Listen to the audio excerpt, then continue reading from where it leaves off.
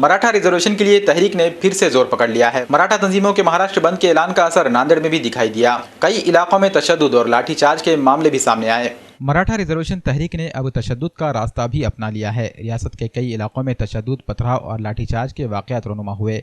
नांदेड़ भी इससे बच नहीं सका। नांदेड़ में मराठा क्रांति मोर्चा के कारकुनान ने शहर में काफी हंगामा किया।